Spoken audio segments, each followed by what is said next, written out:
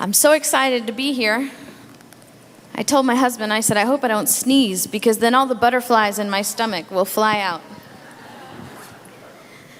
I'm not a preacher, but I come to share a word with you today.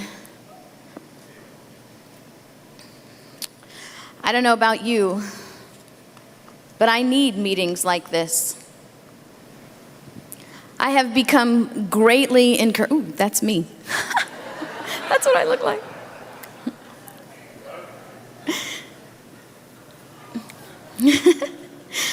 I have become greatly encouraged already. Have you?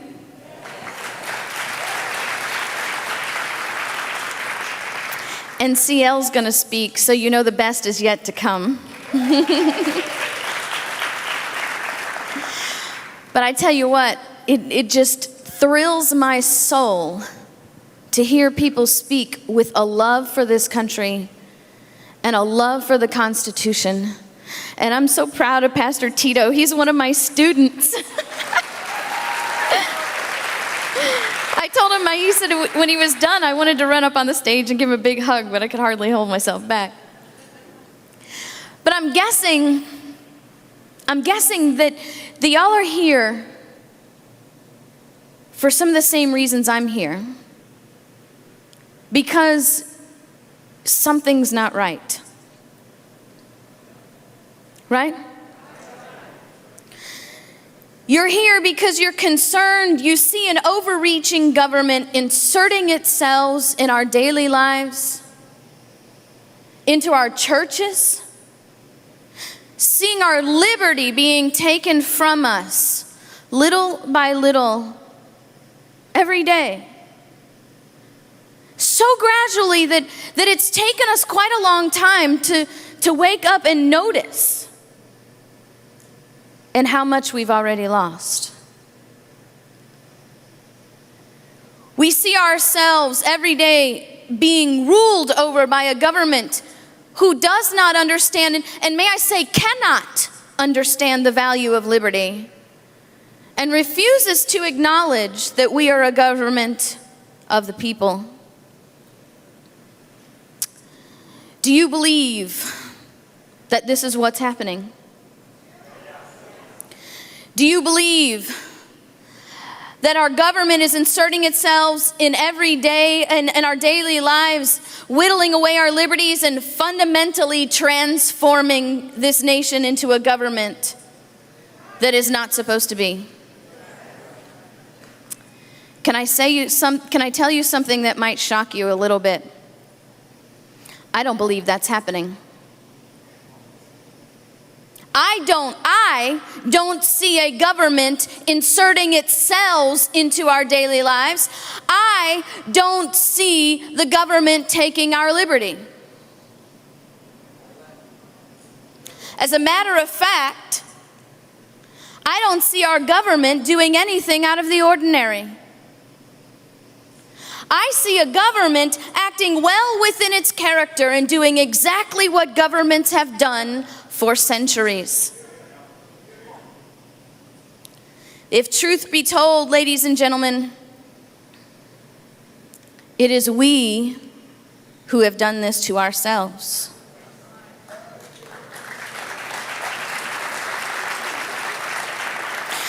We have failed for generations to teach the truths that were given to us to protect this liberty that we have. And we are suffering the consequences. That's what Sam Adams said. If we tamely suffer a lawless attack on liberty, we will involve others in our doom. And we have tamely suffered the loss of liberty for generations. You see, liberty is the inherent possession of men, not the gift of governments. You do not have constitutional rights. You have constitutionally protected rights. And it's about time we start taking back the language of our founding before we lose the liberty that we were given by God. It is a gift from God, inherent by our creation, not that given to us by the government, but it comes at a price. John Philpott Curran said in 1790 that it is the common fate. Do you see that? 1790. He's already telling us what's happened. It is the common fate of the indolent to have their liberty stolen by the active. He said, liberty, that gift that God has given us, comes with the condition of eternal vigilance. And if that condition once be broke, servitude is the immediate consequence and indication of our guilt. And when our founders were founding this nation, and please do me a favor, just for the next few minutes, do your very best to set aside everything that you've been taught about the founding of the nation. Everything that you learned in school, whether you're 8 or 88. Because my studies have shown me, along with the dear woman named Charlotte Iserbyt, who came from the Reagan administration, that the Marxists have taken over our school system since at least 1903.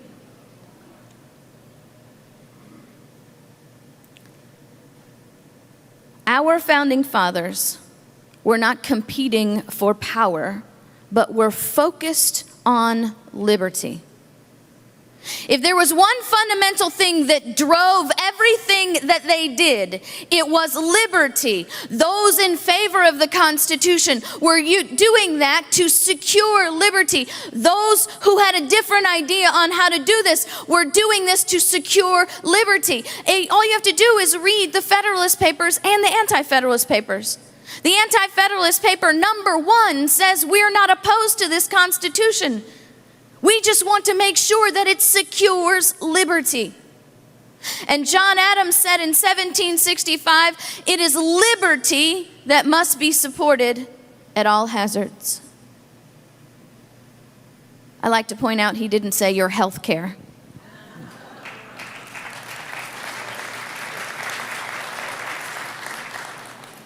But can I get a little bit more personal for you? He didn't say your Social Security either.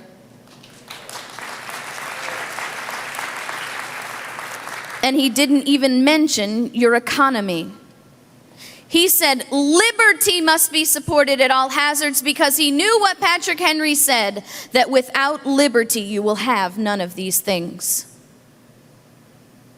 He says liberty must be supported at all hazards. We have a right to it derived from our Maker. Our founders knew that liberty was a gift from God. They knew that because we are created in the image of God. We've inherited these things from God. Liberty is something that we've inherited from God. Problem is, we take oaths. The commander said he took an oath for many years, never even knew what it was that he was taking. But if you take an oath and you have no idea what it means, isn't it as if you've taken no oath at all? Well, we took an oath this morning. We pledged allegiance. We put our hands over our heart. Ladies and gentlemen, that is an oath. You pledged before God to support and defend liberty. Yet we raised in a nation that believes liberty and freedom are synonymous.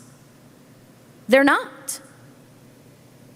You see, we inherited freedom from God by the nature of our creation. God's the most ultimate free being in the universe. Anybody wake up this morning and tell God how to run things?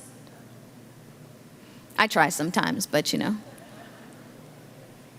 We've inherited that freedom, not that power, but that freedom. But we do not want to live in a nation that is purely free. Because pure freedom says I'm free to lie. I'm free to steal. I'm free to murder. I am free to do whatever is right in my own mind. That is anarchy. We can't live in a nation like that. But God, understanding in His ultimate wisdom that we could not handle freedom in our depraved nature, gave us morality. You see, liberty and freedom are not synonymous. Liberty is actually freedom plus morality. That shared morality that built our nation that says, thou shalt not lie. Thou shalt not steal. Thou shalt not murder. Sound familiar? You know, those things that we can't have in the schoolhouse or the courthouse anymore. You see, freedom alone is anarchy. You must have a shared morality to have liberty so that we can live in a nation in a peaceful way. Now, we can't have a nation that's built on the 10 Commandments alone either. Because a nation built solely on moral law is called a theocracy. Theocracies in the hands of men are tyranny because there's no freedom in them. We have an example of that today. That's precisely why Sharia law has no place in this nation.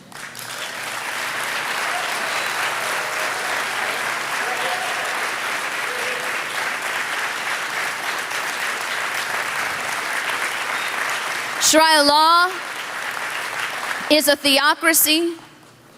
It is a tyranny of oppression over the people because there is no freedom in it. It is anti-American and it is anti-liberty. And it's about time we raised up some politicians who could call things as they are for real.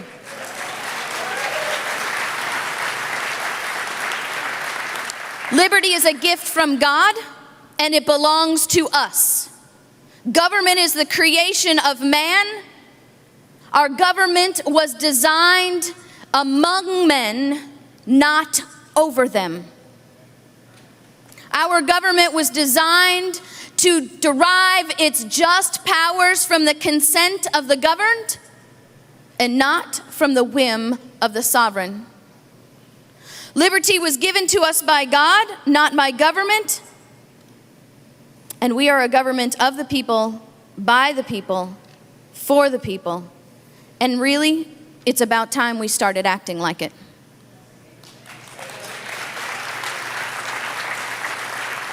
Our negligence is running us like a freight train to the reality of no longer of the people, by the people, for the people, but of politicians, for our state capitals, by our state capitals, for the federal government. If we are going to retain liberty, we must understand what it is, and we must understand where it comes from. Do you believe that liberty is a gift from God?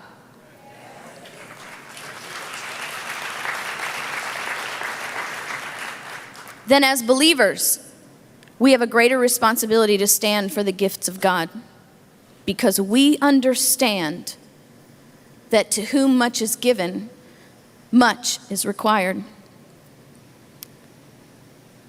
This could not be more true than for the very essential liberty expressed in our First Amendment. We must stand for our inherent rights, but that has to begin with the believers. And it remains with the believers, and it must be revived in the hearts of the believers. Patrick Henry said, "I have but one lamp by which my feet are guided, and that is the lamp of experience. I know no way to judge the future but by the past." Alexander Hamilton said that experience is the oracle of truth, and where its responses are unequivocal, they ought to be held to be sacred. It's about time we stopped groping around in the dark.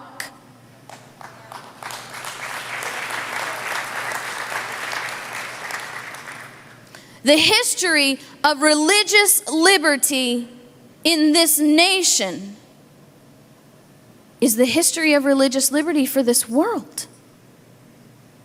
The very foundation of the basis of our Constitution, rooted in 700 years of history, dated all the way back to 1041 England, with the very first document that declared that kings can be evil and oppressive, was based on the fundamental principles of religious liberty. The 1100 Charter of Liberties that promised from Henry I that kings would no longer be evil and oppressive said in one of the very first provisions that the church shall be free from government intrusion. What a novel idea for 1100 England. The battle that created our Magna Carta was because John refused to obey the promise of the 1100 Charter of Liberties and refused to allow the people to choose their own church leaders. We have a huge obstacle to overcome in this nation because our awakening began with taxed enough already. But it can't be about our pocketbooks. Because you know what happens if it's about our pocketbooks? We can be appeased. We can be fed whatever we want. You can, as long as I can watch my Dancing with the Stars, as long as I can have a vacation and a great line of credit, you can oppress me all you want. Because it can't be about our pocketbooks. And the battle for liberty for over 1,000 years has never been about pocketbooks. It's been about liberty. And I want to ask you today, step outside the taxed enough already box and move on to tyrannized enough already.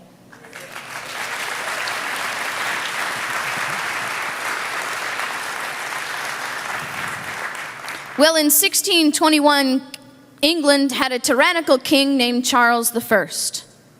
Among other things that Charles did, and if you have been through my seminar, you know this, and if you don't know, then come to my seminar, because it's 5 hours and I don't have time to teach you today. But one of the things that Charles did was refuse to recognize religious liberty. How many of you have heard that the Pilgrims and the Puritans came to this nation looking for religious liberty? They were fleeing from the persecution of Charles I, but they didn't come here to establish liberty as a religious liberty that we know of. They came here to establish a place where they could practice their religion free from tyranny. So what they did was they came here and made little government charters. Each charter then established what the religion of that charter would be. If you wanted to have a church, you had to get a license from the charter to preach and to have a church. If you wanted to be a member of the government of that charter, you had to take a test act, which was an oath of loyalty to the religion of that charter. So if you weren't the religion of that charter, you couldn't preach, you couldn't have a church, you couldn't be in government to change the religion of that charter. There was no place for you. There's a man by the name of Obadiah Holmes who was a Baptist minister, and there was no charter for him to preach under. But he could not preach. So he had house church. And he was meeting with some like believers in the home of a friend, and a knock came on the door. It was the constable, because someone had turned them in.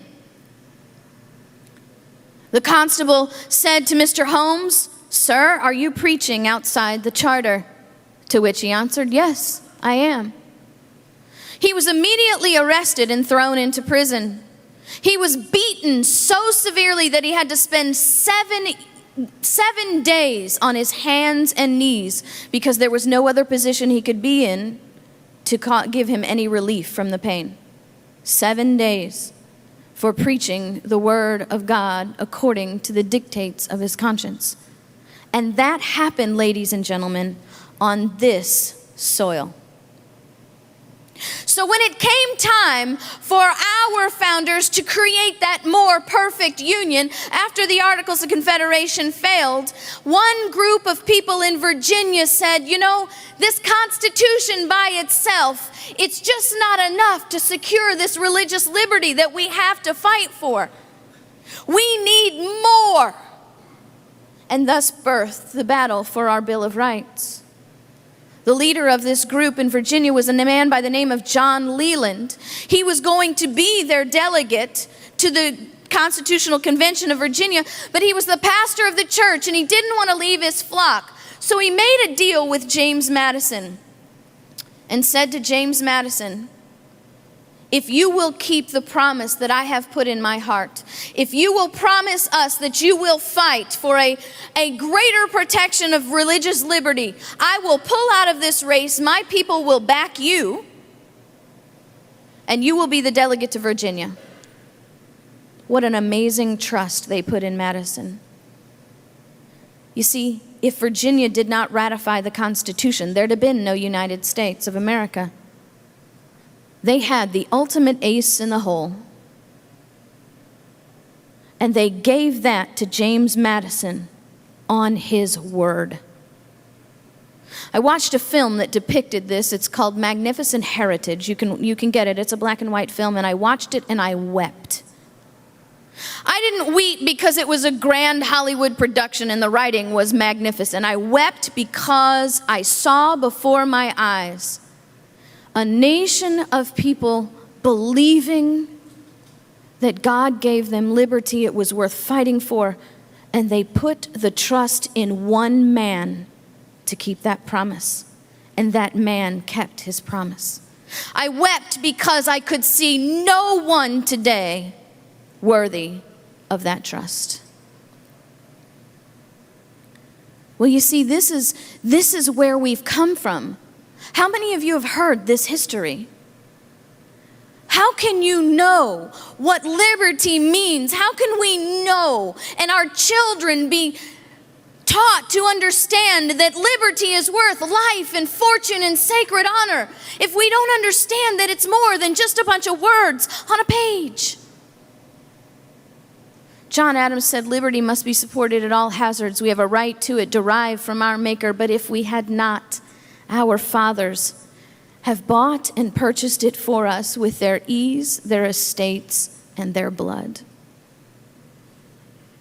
God gave us this liberty, but you cannot deny that men and women have died so that we can sit in this church today, free to assemble, free to speak, free to worship without government intrusion. And that is still worth that today.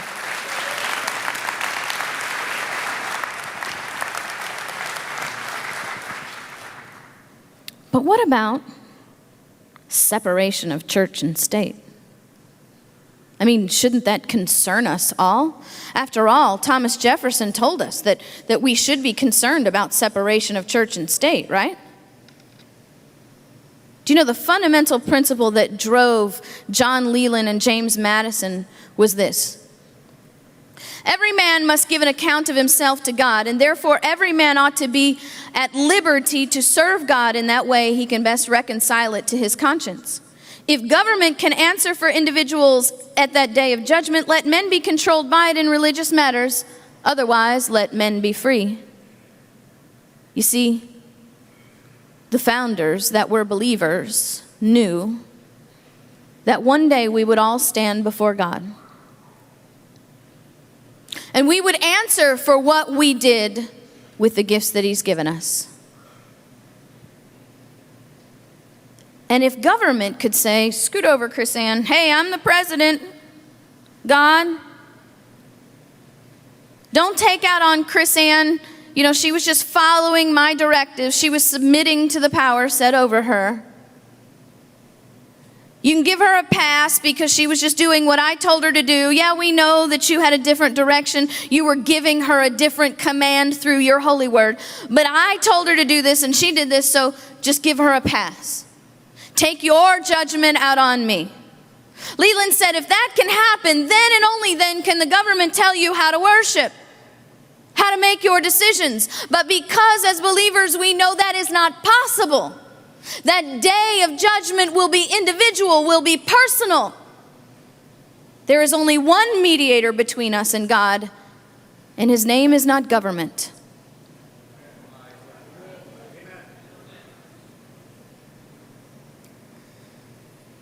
Our founders were working to build a nation, in their own words, where all could be equally free. Jews, Turks, pagans, and Christians.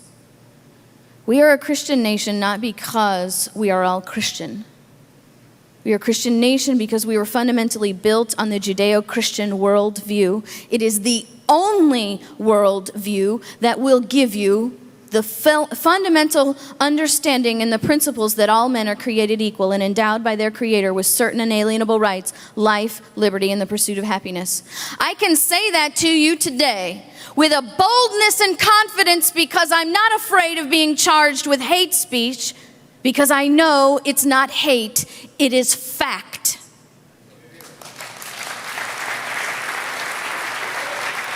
There is no other worldview on this planet that would give you all men are created equal and endowed by their Creator with certain inalienable rights, life, liberty, and the pursuit of happiness. Buddhism would not give you that. In Buddhism, life is suffering. You're not even entitled to happiness while you're here. Hinduism would not give you that because fundamentally you're not even here. Life is an illusion. And Islam would not give you that because if even in the Muslim circles not all men are created equal, and if you are not a Muslim, you are certainly not created equal. You are an infidel and you need to die. It is only the Judeo-Christian worldview that teaches that all men are created equal, that we will all stand before God and we all have been given by God a free will. And we will be held accountable for that will, and no man, no government can dictate to us what we do with what God commands. Well,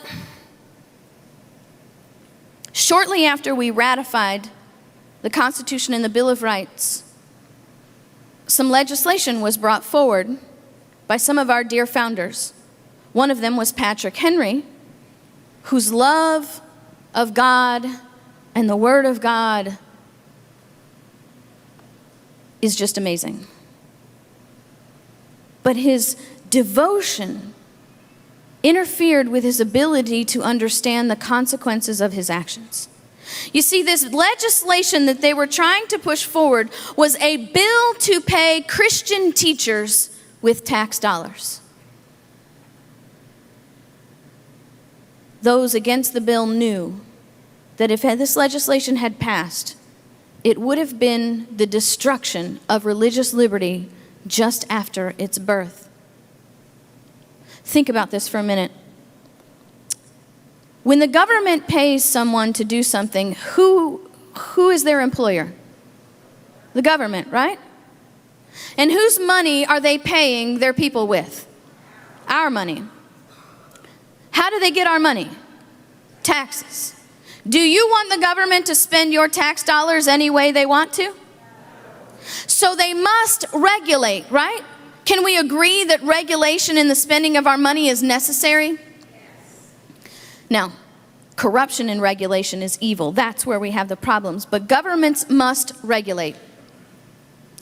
And those who were opposed to this bill knew this very, very principle. Listen to what they said. It is believed to be repugnant to the spirit of the gospel for the legislature thus to proceed in matters of religion. That the holy author of our religion needs no such compulsive measure for the promotion of his cause, and should the legislature assume the right of taxing the people for the support of the gospel, it will be destructive to religious liberty. Because they said, whom the state employs, the government has a right and duty to dictate and regulate. And they will soon decide who shall preach, what shall be preached, and when and where it shall be preached. If you pay Christian teachers with tax dollars, they are nothing more than government employees, and every one of your Christian schools will become public schools. Thomas Jefferson was one of the opponents of this bill and fought very hard to keep religious liberty in this nation. So when he became president of the United States, the Danbury Baptists wrote him a letter. And they said to Mr. Jefferson, they said, whereas we are so happy, congratulations that you're president of the United States. We're so happy because of what you did to help establish this liberty in our nation. And we know that as president, you cannot change the Constitution. Ha ha ha, right? We know as president you have no ability to write law. They knew that in 1800. We just want to make sure you're still on board, that you are still standing for the fundamental principles that ensured the protection of religious liberty from a tyrannical government. Thomas Jefferson wrote back to the Danbury Baptists in 1802 and said this: I contemplate with sovereign reverence that act of the whole American people. See, when you get around people that want to cast stones at our founding fathers and point out that, oh my goodness, they were men and they did have flaws, and no, maybe they didn't get it perfect all the time, remind them that it was not our founders who ratified the Constitution, but a whole nation of people.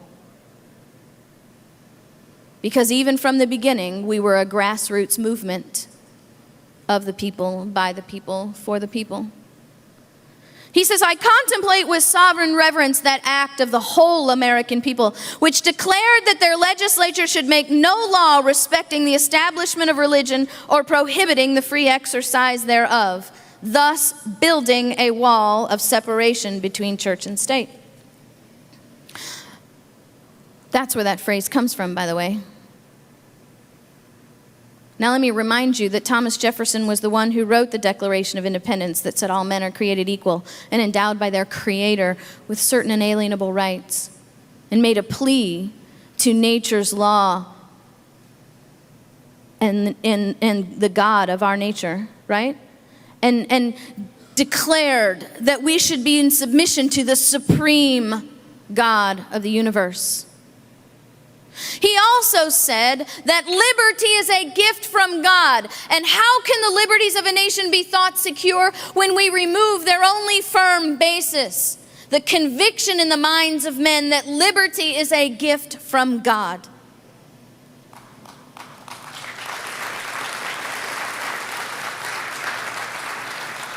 I remind you of what Thomas Jefferson said, so that you can take what he said and apply it to the little bit of history that I've just taught you and understand what he meant by a wall of separation of church and state. He was telling the Danbury Baptists, I am with you all the way. I remain with you all the way on religious liberty.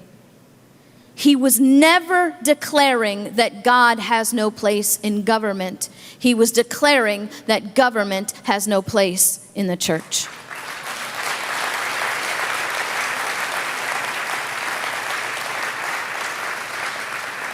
But in the name of 501c3, in the name of tithes, in the name of government funding, and a few deacons' wives, might I say, we have invited the government into our churches. Invited them in. We've asked the devil to come set up a place in our home.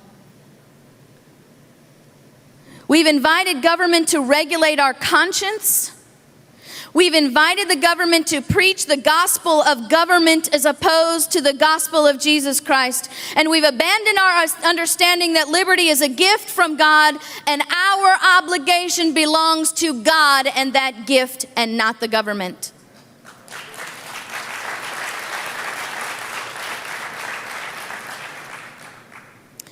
And the dictates of our conscience over these years have been seared. We are now able to deny our responsibility to be good stewards to God's gifts. We've failed to teach generations of believers the consequences of our negligence. And just like everything else, God has still made his position very clear. We are the ones who have plugged our ears. Let me remind you of the parable of the talents. Matthew chapter 25 starts with verse 14.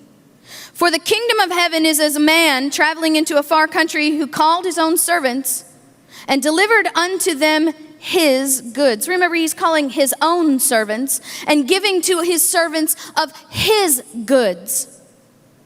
And unto one he gave 5 talents, and to another 2, and to another 1, to every man according to his several ability, and straightway took his journey. Then he that had received the 5 talents went and traded the same, and made them other 5 talents. And likewise he that had received 2 talents, he also gained other 2. But he that had received 1 went and digged in the earth, and hid his Lord's money. After a long time, did you notice he still recognized that it was his Lord's gift?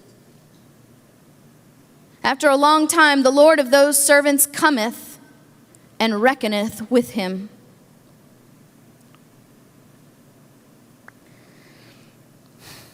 And the Lord said unto him, and so he that had received the 5 talents came and brought the other 5 talents, saying, Lord, thou deliverest unto me 5 talents. Behold, I have gained beside them 5 talents more.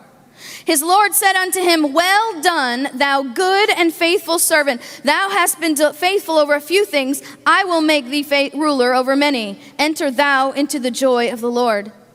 He also that had received 2 talents came and said, Lord, thou deliveredst unto me 2 talents. Behold, I have gained 2 other talents beside them. His Lord said unto him, Well done, good and faithful servant. Thou hast been faithful over a few things. I will make thee a ruler over many things. Enter thou into the joy of the Lord.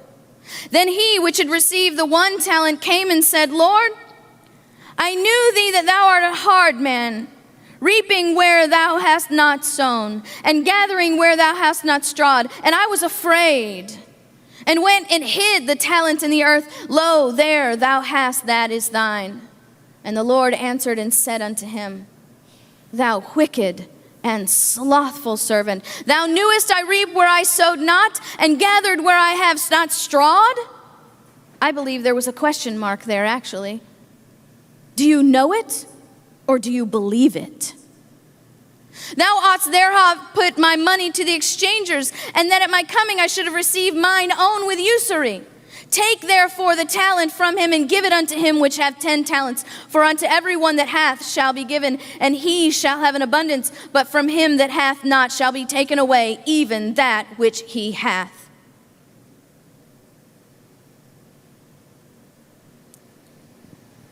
I believe the principle of this parable can be applied to the gifts that God has given us. This gift of liberty that God has given us dictates that we must not just sit on it, we must prosper it.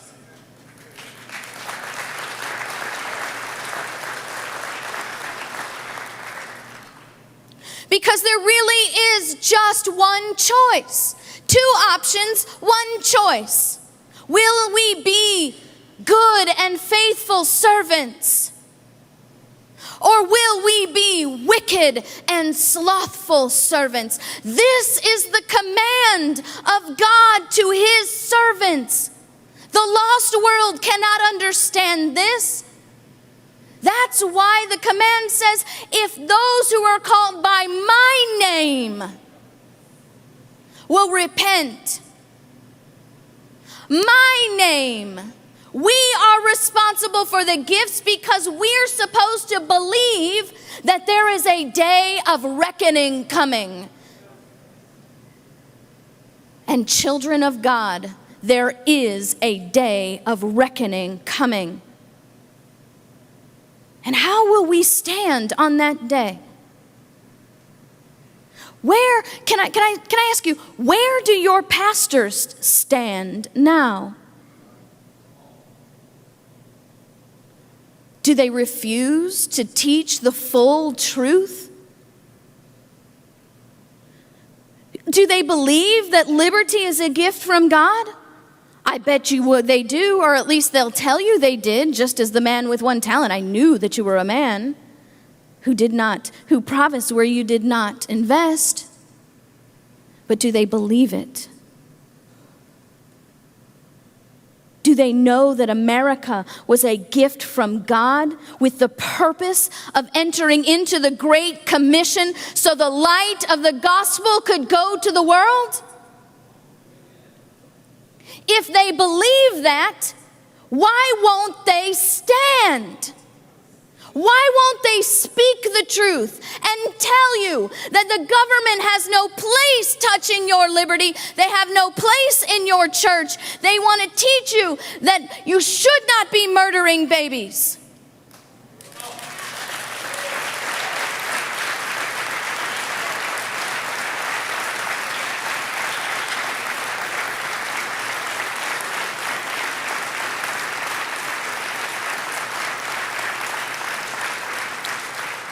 But if they refuse, what are they really telling you?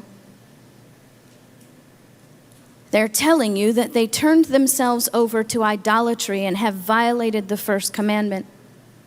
They're telling you that their 501c3 has silenced them because they're afraid of losing their tax exemption. They're telling you that they're afraid of offending a parishioner because they don't want to lose their tithe money. They're telling you that they no longer believe that God will provide for them, and they no longer fear God more than they fear men.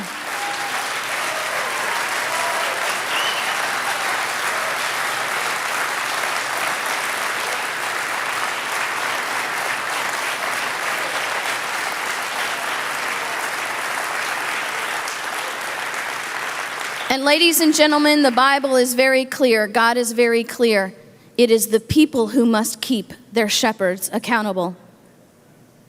And if your pastor refuses to teach you the truth and does not recognize, as Ezekiel told us, that those who do not teach the warnings of God bear the blood of those on their own hands, they are telling you they no longer believe the Word of God, they no longer believe the sufficiency of Christ, and they are no longer qualified to hold your pulpits.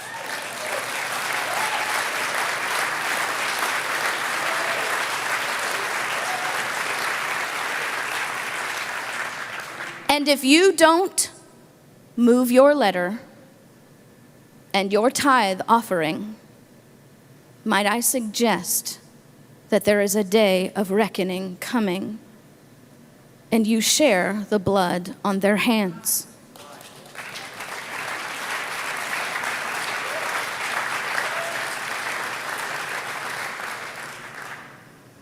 Now, somebody stole my line. It's not mine, of course, it's Ben Franklin's. But haven't we heard that democracy is two wolves and a sheep arguing over what's for dinner?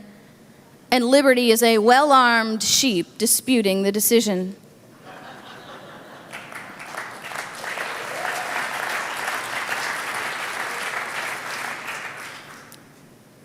Well, for the sheep to invite the wolves over for dinner would be seen as a universally bad idea. Right? But what if that wolf came bearing gifts? What if that wolf came bearing sacks of money and said, "Invite me over for dinner and I'll buy"? Does that make that any better of a situation? Any more reasonable of a prospect? We must be well armed in this battle, well armed with the truth, well armed to stand for the gifts that God has given us, infused with that courage of David that says, "Who dare defy the army of the Lord?" And we will only get that through the Word of God and the 12-inch chasm that spans between knowing and believing.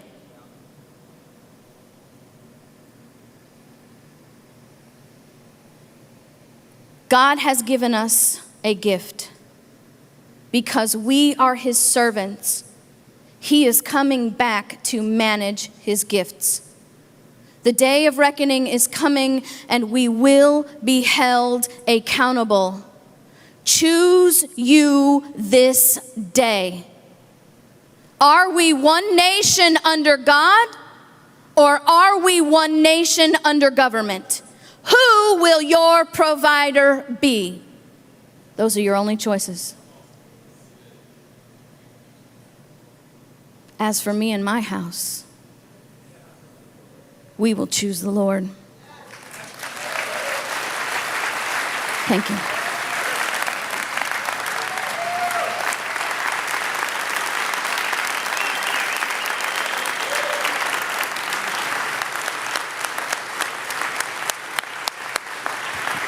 Excellent job.